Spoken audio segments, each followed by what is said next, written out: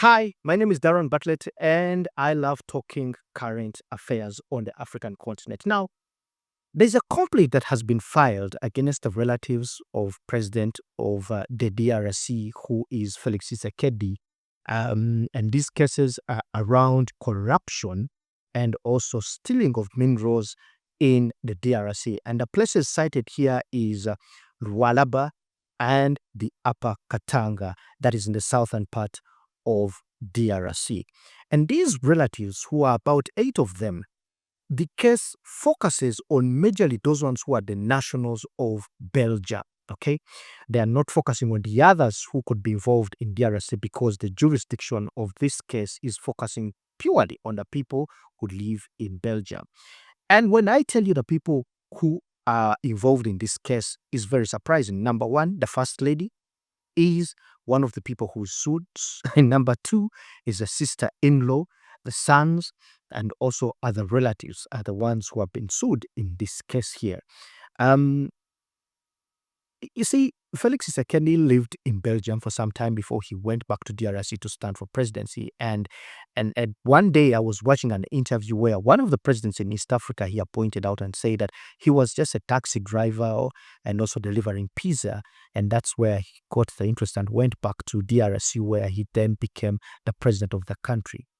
It is very uncommon, and I want to use that word very well. It is very uncommon for an African president not to have wealth invested in different parts of the country. You can read about Moi, you can read about it was called Yahya Jammeh from Gambia. If you all remember what he did when he tried the method of pure democracy and he was defeated in an election, you know what happened? After 2 weeks of refusal to leave power and accept that he had lost an election, in fact, he had, held hard on the seat. But after too much force and also dialogue that was involved in the country to see that he leaves the country peaceful, guess what? He left with almost 11 million US dollars. At least that's what is reported. And that money was picked from the coffers and he left the country.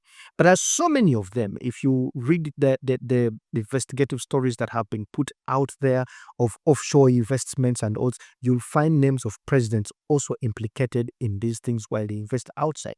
Now, what this complaint doesn't mention, at least the brief that we have, is that they don't go direct and speak about Felix Tshisekedi. They just mentioned his relatives, but it's very difficult for any person who reads this story to believe that Felix Tshisekedi is one, ignorant of what is happening, but number two, that he's not involved in it. And I'm not saying that he's involved in it. There's a possibility that these things could be happening when he's not involved in it.